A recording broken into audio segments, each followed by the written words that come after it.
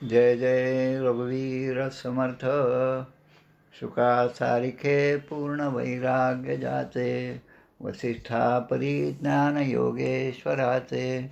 कवी वाल्मिका सारिखा मान्य ऐसा, नमस्कार माझा सद्गुरु रामदासा. श्रीराम मला वाटते अंतरी त्वा वसावे, तुझ्या दासबोधासी त्वा बोध व्हावे.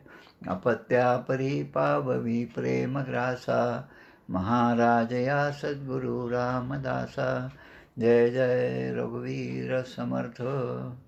श्रीकृष्ण गोविंद हरे मुरारे, हे नाथ नारायण वासुदेव. प्रद्युम्न दामोदर विश्वनाथ, मुकुंद विष्णोर्भगवन् नमस्ते. सच्चिदानन्दरूपाय विश्वोत्पत्त्यादिहेतवे, तापत्रयविनाशाय श्रीकृष्णाय वयं नमः. कृष्णाय वासुदेवाय हरये परमात्मने, प्रणतक्लेशनाशाय गोविन्दाय नमो नमः. वसुदेवसुतं देवं कंसचाणूरमर्दनं, देवकी परमानन्दं कृष्णं वन्दे जगद्गुरुं. कृष्णकमलपत्राक्षं पुण्यश्रवणकीर्तनं, वासुदेवं जगद्योनिं नौमि नारायणं हरिं. कृष्ण कृष्णेति कृष्णेति यो मां स्मरति नित्यशः, जलं भित्त्वा यथा पद्मं संसारात् उद्धराम्यहम्. कृष्णाय वासुदेवाय देवकीनन्दनाय च, नन्दगोपकुमाराय गोविन्दाय नमो नमः. नमः पङ्कजनाभाय नमः पङ्कजमालिने, नमः पङ्कजनेत्राय नमस्ते पङ्कजाङ्घ्रे. गोपाल कृष्ण भगवान की जय.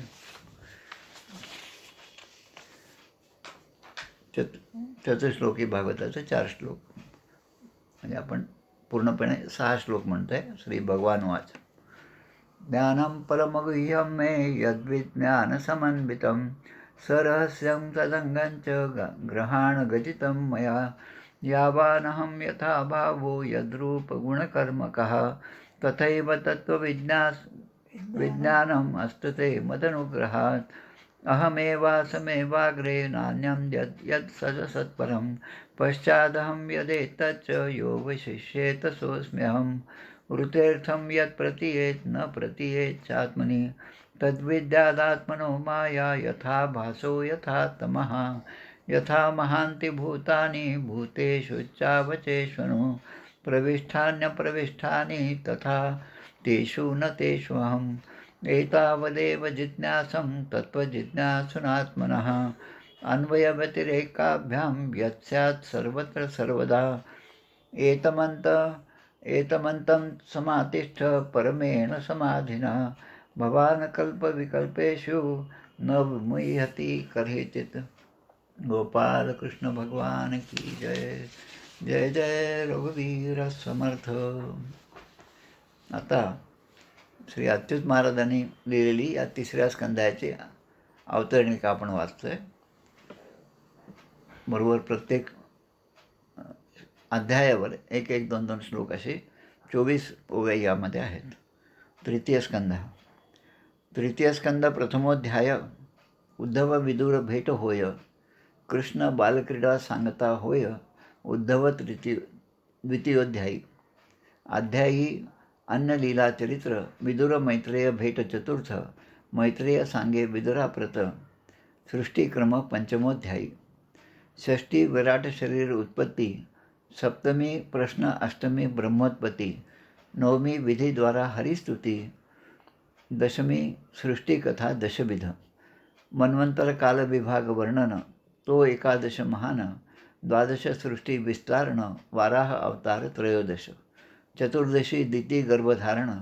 पंचदशी जय विजय शाप वर्णन. षोडशी त्याचे पतन. सप्तदशी जय हिरण्याक्षाचा. अष्टादशी हिरण्याक्ष वाराह युद्ध. 19वी हिरण्याक्ष वध. 20 विधी सृष्टी नानाविध. 21 कर्दम तपश्चर्या. कर्दम देवहूती विवाह 22. कर्दम देवहूती विहार 23. श्री कपिल जन्म 24. 25 भक्तिज्ञान. 26 भिन्न तत्वोत्पत्ती, 27 पुरुष प्रकृती योगे मुक्ती, 28 अष्टांग योग कृती, 29 भक्तिमर्म, 30 अधोगती स्वार्थांधाची, 31 गती मनुष्यांची, 32 धूम आरती भक्तियोगाची, 33 मोक्ष देवहूतीचा. अशाप्रमाणे या तृतीय स्कंदामधल्या 23 अध्यायाची अवतरणिका आपण पाहिली. आता आपण आपल्या तृतीय स्कंदातील तिसऱ्या अध्यायाकडे वळूया.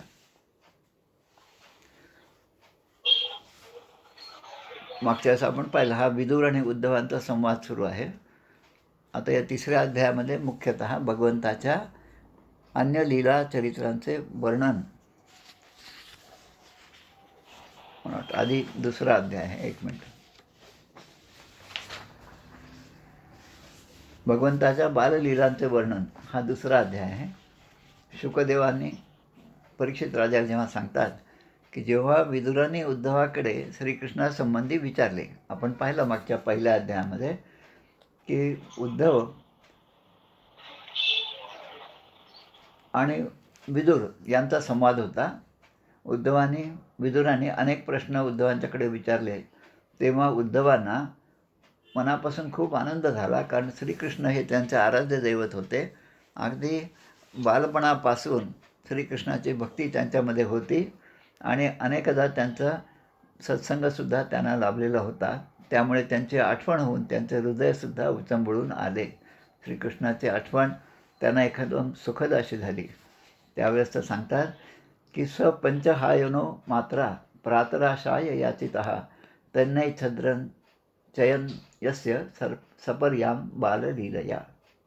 म्हणजे उद्धव हे लहान असताना 5 वर्षाचेच होते तेव्हाची गोष्ट सांगतात की लहानपणी एक छंद होता त्यांना. आपल्या लहान मुलांना कसा छंद असतो पहा. मुलं जर सत्वगुणी असतील तर ते देवाची भक्ती करतील. एखादा छोटासा गणपती असेल तर गणपती समोर मांडतील आणि काहीतरी फुलं आणून त्याची पूजा करतील आणि सांगतील आईवडिलांना, आजोबा आजींना की आम्ही गणपती बाप्पाची पूजा करत आहोत. असा सत्वगुणी मुलगा करतो. तो जर तमोगुणी असेल आणि आईवडीलही तशा संस्काराचे असतील तर लहान मुलांसाठी ते एक बंदूक आणून देतात आणि मग तो बंदूक घेऊन दिवसभर ते खटखट वाजवत घरामध्ये फिरत असतो आणि त्याच्यामध्ये तो आनंद असतो. पहा आमचा मुलगा कसा बंदूक घेऊन सगळीकडे गोळ्या झाडतो. म्हणजे असं आपले संस्कार जे आहेत ते आपल्या मुलांमध्ये कसे घालावेत हे सुद्धा आईवडिलांनी या सगळ्या श्रीमद भागवतापासून शिकले पाहिजे. असा हा उत्तम असा ग्रंथ आहे.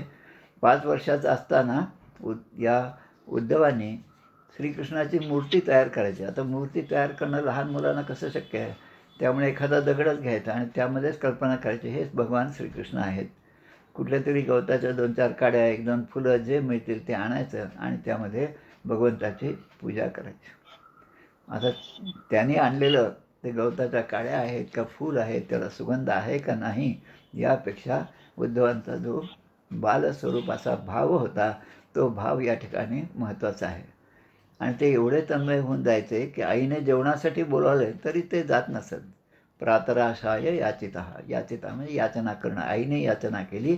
प्रातराशाय म्हणजे सकाळच्या न्याहारीसाठी जरी त्यांनी बोलावलं तरी उद्धव तिथे जात नसत. एवढे ते श्रीकृष्णाच्या पूजेमध्ये मग्न असत.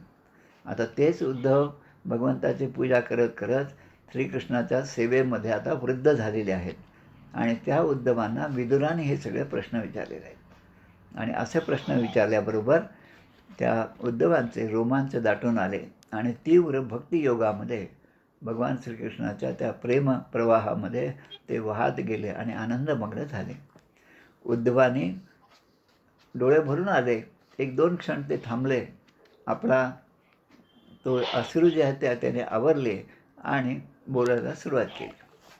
श्री उद्धव म्हणाले, आता उद्धव सांगतात, कारण ती परिस्थिती आपण लक्षात घ्या की या ठिकाणी विदुराने आपलं हस्तिनापूर सोडलेलं आहे. ते यात्रेला निघालेले आहेत. मधला बराच काळ झाला. त्या काळामध्ये काय काय गोष्टी घडल्या या आपण मागच्या अध्यायात पाहिलं. महायुद्ध झालेलं आहे, धर्मयुद्ध झालेलं आहे, अनेकांचा संहार झालेला आहे. यादवसुद्धा मातलेले होते. त्या यादवांनीसुद्धा आपापसात वैरभाव ठेवून गवताचे सुद्धा त्यांचे शस्त्र झाले आणि त्या शस्त्राने एकमेकांचा घात केला. आणि हा यादव कुळाचा संहार भगवंताने तेवढ्या शांतपणे पाहिला जेवढ्या शांततेने त्याने या यादव कुळाचा विस्तार केला होता. म्हणजे ज्या ठिकाणी म्हणजे सुख दुःख समे कृत्वा लाभा लाभो जयो जयो असं फक्त भगवंताने गीतेत सांगितलं असं नाही, पण ते स्वतः आचरणात आणून आपल्याला दाखवलेलं आहे की हा मनुष्यलोक, ते म्हणतात की आता या ठिकाणी ते श्रीकृष्ण भगवंत जे आहेत ते स्वतः निजधामाला गेलेले आहेत आणि तो प्रसंग जो आहे तो नंतर या विदुरांना सांगण्यासाठी त्यांना आज्ञा झाली होती. आणि ते म्हणतात की जेव्हा श्रीकृष्ण निजधामाला गेले तेव्हा असं वाटलं की आमच्या घरांना म्हणजे आमच्या सगळ्या घराण्यांना एखाद्या अजगरानेच आता गिळून टाकले की काय, इतकं दुःख आम्हा सगळ्यांना झालं. हा मनुष्य लोक, हा जो माणूस लोक म्हणजे त्या काळातले जे माणसं होते त्यांच्याबद्दल म्हणतात ते किती अभागी होते. आणि हे यादव तर श्रीकृष्णाचे नातेवाईक अगदी जवळचे माणसं असल्या तरी ते भाग्यहीनच होते असं ते म्हणतात, उद्धव म्हणतात. कारण श्रीकृष्णाच्या बरोबर राहूनसुद्धा त्यांना ते ओळखू शकले नाहीत. विल्यम शेक्सपियरचं एक नाटक आहे ज्युलियस सीझर नावाचं. त्या नाटकामध्ये 3-4 प्रमुख पात्र आहेत. त्यामध्ये ज्युलियस सीझर आणि त्याचा लहानपणापासूनचा मित्र ब्रुटस यांची कथा येते. आणि पुढे हे दोघे बरोबर होते, शिकायला बरोबर होते, मोठे झाले आणि पाहता पाहता ते ज्युलियस सीझर हा त्या ग्रीस देशाचा राजा झाला. आता राजा झाल्यानंतर या मित्राची अपेक्षा का आता राजाला आपण भेटायला जावं, पण त्याला इतर लोकांनी बुद्धिभेद केल्यामुळे त्या त्याकडूनच या ज्युलियस सीझरचा वध झालेला आहे. म्हणजे असा प्रसंग त्या ठिकाणी आहे. आता त्यावेळेस त्याला पूर्वीचं आठवतं, लहानपणी आमचा कसा मित्र होता, या सीझरला मी असं बुडता बुडता मी वाचवलं, आमची खूप मैत्री होती, अशा सगळ्या गोष्टी जसे त्याला त्या ठिकाणी आठवत होत्या तसं या ठिकाणी या उद्धवांनासुद्धा त्यांच्या पूर्वीच्या आयुष्यातल्या ह्या सगळ्या गोष्टी श्रीकृष्णाचे संबंध असलेल्या प्रत्येक घटनांचं त्यांना आठवण होत होती. ते म्हणतात या श्रीकृष्णांच्या बरोबर असूनसुद्धा मी म्हणा किंवा हे सगळे यादव म्हणा ते भगवान श्रीकृष्णाला ओळखू शकले नाहीत. भगवद्गीतेमध्ये श्लोक आहे पहा, अवजानन्ति मां मूढाः मानुषीं तनुमाश्रितं परं भावम अजानंतो मम भूत महेश्वरम. श्रीमद भगवद्गीतेच्या 9व्या अध्यायामध्ये हा श्लोक आहे. सर्व भूतमात्रांचे ठिकाणी असूनसुद्धा माझ्या स्वरूपाला ते जाणत नाहीत. म्हणजे मी सगळीकडेच आहे, कुठे नाही, मी नाही असा भागत नाही, अशी वस्तूच नाही की ज्यामध्ये भगवंताचं अधिष्ठान नाही. म्हणून सगळ्या जगाला जो आधार आहे तो आधार त्यालासुद्धा विसरले आणि जे दिसतंय ते सगळं नाशवान आहे असं फक्त म्हणतात, पण मनापासून भगवंताबद्दलचं प्रेम त्यांच्यामध्ये नव्हतं आणि म्हणून ते भगवंताला ओळखू शकले नाहीत. आणि शरीर धारण करणारा, तुमच्या आमच्यासारखा शरीर धारण करणारा असाच मी आहे असं भगवंताबद्दलचा विचार त्याने केला. आणि ते म्हणतात की हा अवतार कशासाठी झाला भगवान श्रीकृष्णाचा, की सज्जनांचं रक्षण आणि दुष्टांचं निर्धारण, खरं निग्रहाय आणि सज्जन रक्षणाय, यासाठी मी अवतार घेतलेला आहे. ही गोष्टच ते जाणत नाहीत. तुमच्या आमच्यासारखं ते मलासुद्धा समजतात. आपण सर्व संतांचे चरित्र आणि त्यानंतर आतापर्यंत जे आहेत रामकृष्ण परमहंस आहेत, विवेकानंद आहेत, योगी अरविंद आहेत, क्रांतिकारक आहेत, यांचंच आपण बालपण पाहिलं तर आपल्या लक्षात येतं की त्यांच्याबरोबर असणारे त्यांचे मित्र जे आहेत ते पुढे म्हणतात की आम्ही यांच्याबरोबरच वाढलेलो आहोत, यांच्याबरोबरच राहिलो, पण हे इतके प्रतिभावान प्रतिभासंपन्न असे होते हे आम्हाला आता समजतं. एवढंच काय, आपले साखरखेड्याच्या प्रल्हाद महाराजांचे अनेक भक्त ज्यांनी अनुग्रह घेतला, महाराजांना जवळून पाहिलेलं आहे, ते सुद्धा जेव्हा आमच्या घरी येतात तेव्हा त्या आठवणी ते सांगतात. आणि तेव्हा ते म्हणतात महाराज आमच्या घरी यायचे तेव्हा आम्हाला कल्पनाही नव्हती की हे महाराज आहेत, पुढे एवढे मोठे महाराज होतील, त्यांचे इतके अनुयायी होतील आणि महाराजांचा अनुग्रह आपल्याला मिळेल, या गोष्टी आम्हाला तेव्हा काहीच समजत नव्हतं. घरामध्ये आलेल्या एखाद्या मोठ्या वृद्ध व्यक्तीचं जसं स्वागत करावं तेवढंच आम्ही करत होतो, याशिवाय आम्हाला महाराज समजलेच नाहीत. तसं या ठिकाणी ते म्हणतात की आम्हाला हा भगवान श्रीकृष्ण समजलाच नाही, त्याला आम्ही आमच्यासारखंच समजत होतो. देवस्य मायेया स्पृष्टा ये चान्य सदा श्वेतः भ्राम्यते धीर न तद्वाक्यैर आत्मन्युत आत्मनो हरौ. म्हणजे भगवंताच्या मायेने मोहित झालेले असे यादव आणि याच भगवंताशी काहीतरी नातं जोडून त्याच्यावर प्रेम करणारे त्याचे भक्त मंडळी आहेत आणि बरोबर त्याच्या विरुद्ध याच भगवंताशी कुठल्या ना कुठल्या कारणाने वैरभाव मनात ठेवणारे आसुरी प्रवृत्तीचे लोकसुद्धा त्यावेळेस होते. शिशुपालासारखे होते. वास्तविक शिशुपाल म्हटले तर भगवंताचे मावस भाऊच आहेत, श्रीकृष्णाचे मावस भाऊच आहेत. आणि या शिशुपालांना जन्मल्याबरोबर 4 हात होते आणि कपाळावर एक डोळासुद्धा होता. आणि त्यावेळेस जी आकाशवाणी झाली की या मुलाचा डोळा आणि याचे 2 हात ज्याच्या स्पर्शाने ज्याच्या मांडीवर याला दिल्यानंतर ते सगळे नष्ट होतील, तोच याचा वध करणार आहे, अशी आकाशवाणीसुद्धा झालेली होती. आणि त्याच शिशुपालाने पुढे झाल्यावर आपण महाभारतामध्ये हे सगळं पाहतो आहे. मागच्या वेळेस मी सांगितलं, प्रवचन नावाचं जे चॅनेल आहे UCNवर, त्यावर रोज सकाळी महाभारत दाखवत आहेत. हा प्रसंग त्यामध्ये दाखवलेला आहे. तर हेच शिशुपाल जे आहेत ते भगवंताचा अनेक प्रकारे अपमान करीत होते बोलून. आणि भगवंतानी आपल्या मावशीला, शिशुपालांच्या आईला वचन दिलं होतं की जोपर्यंत हा 100 अपराध करणार नाही तोपर्यंत मी याला क्षमा करेल. जेव्हा 100वा अपराध होईल तेव्हा माझ्या हातून हा मारला जाणार आहे. म्हणून भगवंतानी ते सगळं बोललेलं सगळं सहन केलं. इतर लोक त्यांना अडवत होते आणि हा काय बोलतो, असा काय बोलतो. आणि भगवान श्रीकृष्णाची ज्याचा त्या राजसूय यज्ञामध्ये आता इथे एवढा मोठा सत्कार होत आहे, त्यालासुद्धा हा अद्वा बोलत आहे. याबद्दल सगळ्यांनी आक्षेप घेतला, पण भगवंतानी त्या सगळ्यांना थांबवलं आणि ते त्याचे फक्त अपराध जे आहेत ते फक्त अपराधाचे शब्द तसेच ते सहन करीत होते. आणि शेवटी त्यांना त्याचा वध करावा लागला. धर्मराज युधिष्ठिर जे आहेत, आता भगवंताचे प्रियच आहेत. पांडवा नाम धनंजय हा, प्रत्यक्ष अर्जुन ही माझी विभूती असं गीतेत म्हटलेलं आहे. तर त्या धर्मराज युधिष्ठिरांनी भगवंताच्या सांगण्यावरून राजसूय यज्ञ केला. त्या राजसूय यज्ञाच्या प्रसंगाच्या वेळेस भगवंताचं ते मोहक रूप, सौंदर्य, आभूषणाने नटलेले आणि सामान्य लोक जे होते, जे भक्त होते, ज्यांच्या मनामध्ये भक्तिभाव होता भगवंताच्याबद्दलचा, त्यांची नजर त्या भगवंताच्या चेहऱ्यावर, मुखावर खिळून राहिली होती. कारण ते त्या भगवंताच्या सौंदर्याचा मनापासून आस्वाद घेत होते. आणि श्रीकृष्णाच्या रूपामध्ये, त्यांच्या गुणामध्ये किती गुण भरलेले आहेत याच्या आनंदाने ते सगळे मोहून गेलेले होते. पण हे श्रीकृष्ण कसे होते पहा, पूर्वी की जसा एखादा लाकूड पाहिलं आपण की त्या लाकडातल्या मुळामध्ये असणारा जो अग्नी आहे तो प्रगट आपल्याला दिसत नाही. ते लाकूडच दिसतं आपल्याला, एखादं वाळलेलं लाकूड असल्यासारखं.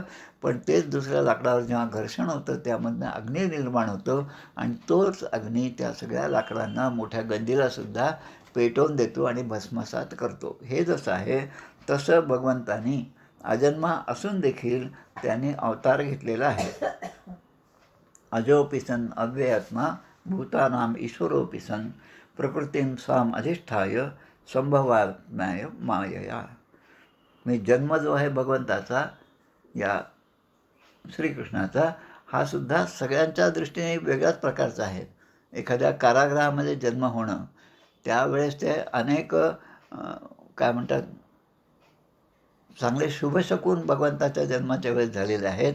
आईवडील दोन्ही साखरदंडाने बांधलेले आहेत आणि त्यांच्यासमोर भगवंताने चतुर्भुज रूपात घेऊन त्यांना दर्शन दिलेलं आहे. आणि त्याच वेळेस सांगितलं की तुमच्या आत्तापर्यंत केलेल्या उपासनेचे, अनुष्ठानाचे श्रेय म्हणून तुम्हाला असं माझं रूप हे प्राप्त झालेलं आहे. तेव्हा आई म्हणते, देवकी माता म्हणते की असं रूप घेऊन मी कसं लोकांमध्ये जाऊ, कसं त्याला सांगू हा माझा मुलगा आहे म्हणून. तेव्हा तुम्ही पुन्हा पूर्ववत व्हा. त्यावेळेस भगवंतांनी छोट्या बालकाचं रूप घेतलेलं आहे. तसं या ठिकाणी योगमायेने मी प्रगट झालो ते सांगतात. आणि मग जन्माबद्दलच्या ज्या कथा आहेत, आता उद्धवांना एक एक गोष्टी आठवायला लागल्या की जन्माबद्दलच्या कथा, कंसाच्या भीतीने त्या गोकुळामध्ये नेणं, म्हणजे आपल्या वसुदेवाला तो आदेश झाला, आकाशवाणी झाली आणि त्याने ते टोपल्यात घालून यमुनेतून पलीकडे नेलेलं आहे. हे सगळे भाग आपण पुष्कळ गोष्टी जाणतो.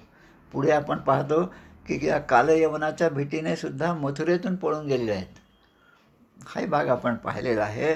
आणि कंसाच्या भयाने ते आपल्या आईवडिलांना, जेव्हा कंसाला मारलं त्यानंतर ते आपल्या आईवडिलांचं दर्शन घेतात आणि ते म्हणतात आपल्या आईवडिलांना की मी आत्तापर्यंत आपली काही सेवा करू शकलो नाही, कारण जवळपास 11-11.5 वर्षाचं वय भगवंताचं होतं. त्यानंतर त्यांना आपल्या प्रत्यक्ष आईवडिलांची भेट झालेली आहे. त्यामुळे मी आपली सेवा काही करू शकलो नाही आणि म्हणून ते क्षमा मागत आहेत. म्हणजे असं कृष्ण हे जे आहे ते आपल्या आईवडिलांना, वसुदेव आणि देवकीला हे सांगत आहेत.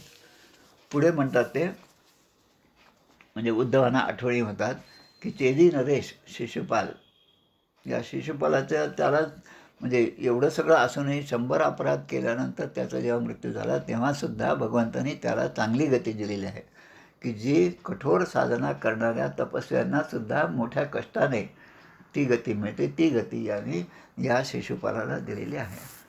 कृष्णाचा विरह, मग असा जो कृष्ण आहे त्याचा विरह कोणाला सहन होईल, आणि कृष्ण स्वधामाला गेलेला आहे हे सांगताना त्यांना या सगळ्या गोष्टी आठवायला लागल्या.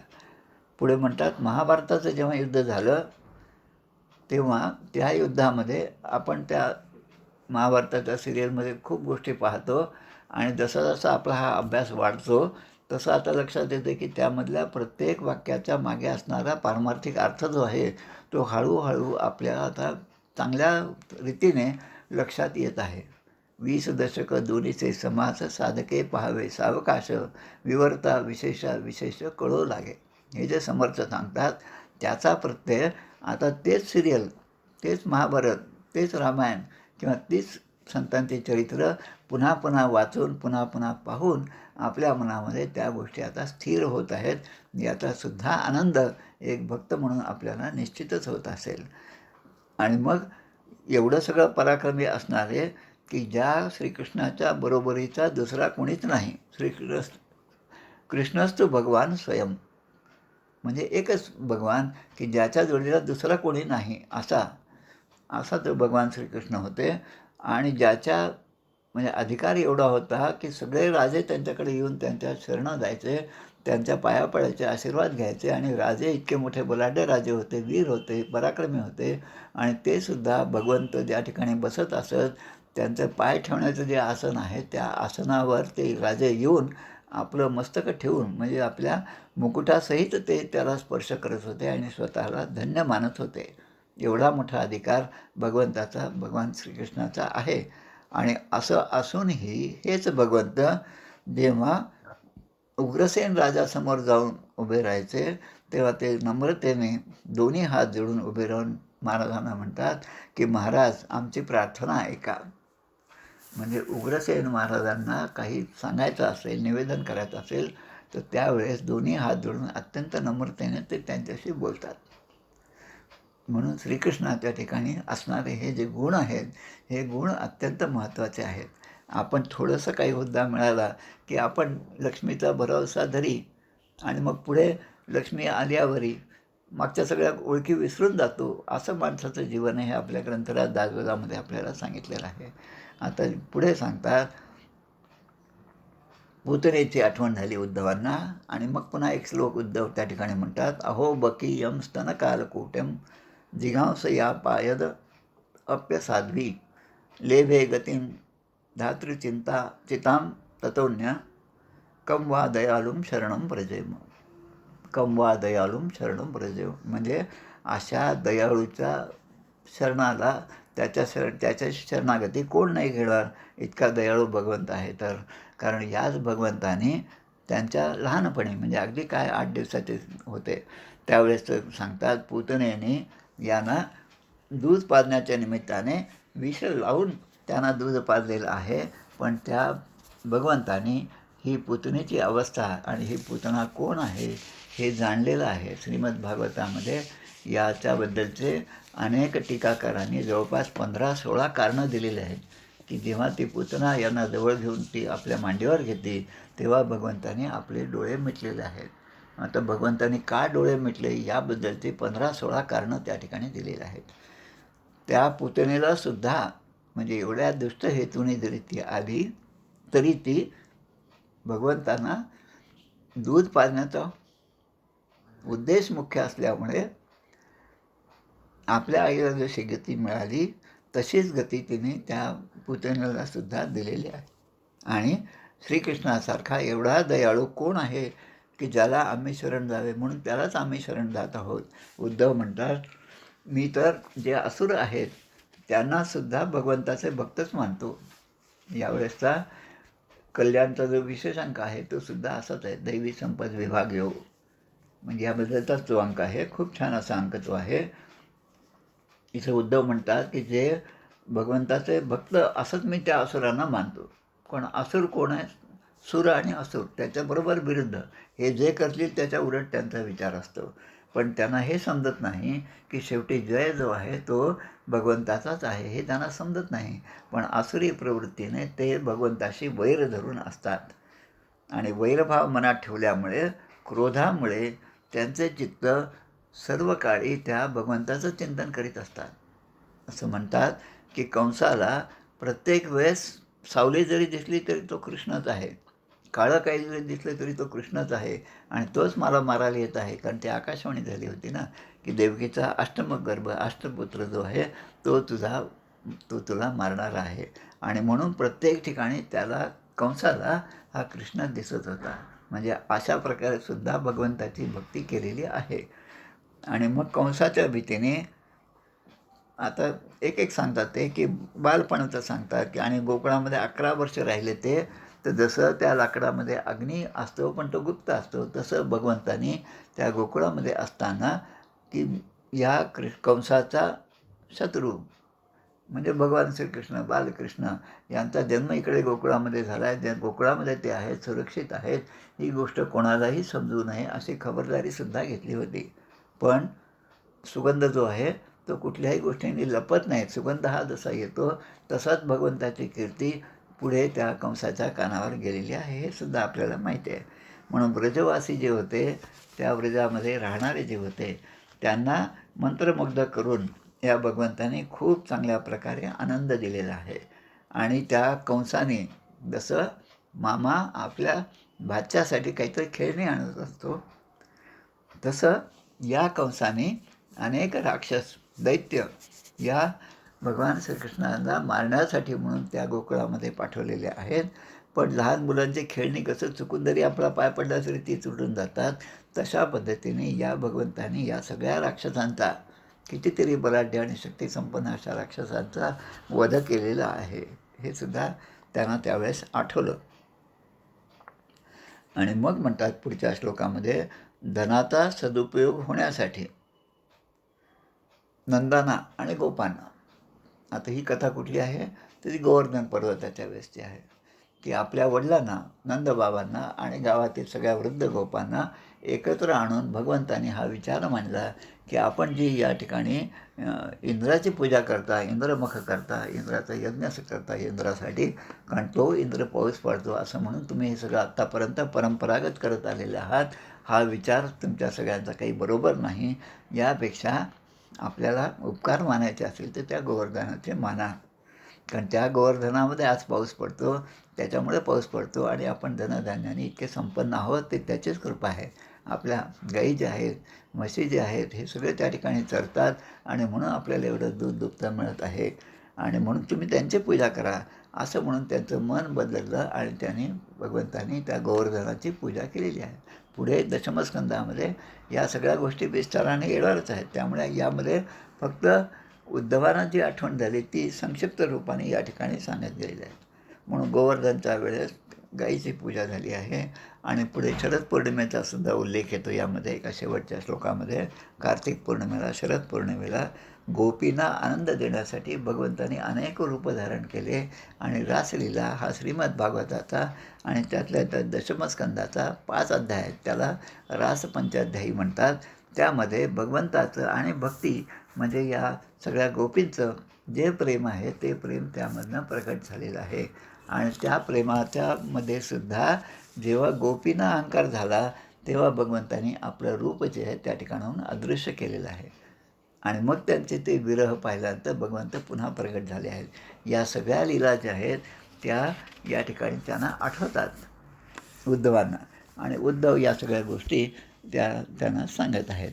अशा प्रकारे हा तिसऱ्या स्कंदातला दुसरा अध्याय या ठिकाणी समाप्त होतो. 1-2 मिनटं आपण भजन करूया आणि मग त्यानंतर तिसऱ्या अध्यायाकडे वळणार आहोत. आज आपल्याला दोन्ही अध्याय पाहिजे आहेत, तसे ते लहान लहानच अध्याय आहे. श्रीकृष्ण गोविंद हरे मुरारे, हे नाथ नारायण वासुदेव, प्रद्युम्न दामोदर विश्वनाथ, मुकुंद विष्णोर्भगवन् नमस्ते. नारायणं नमस्कृत्यं नरं चैव नरोत्तमं, देवीं सरस्वतीं व्यासं ततो जयमुदीरये. अधरं मधुरं वदनं मधुरं, नयनं मधुरं हसितं मधुरं, हृदयं मधुरं गमनं मधुरं, मधुराधिपतेरखिलं मधुरं. असं हे मधुराष्टक जे आहे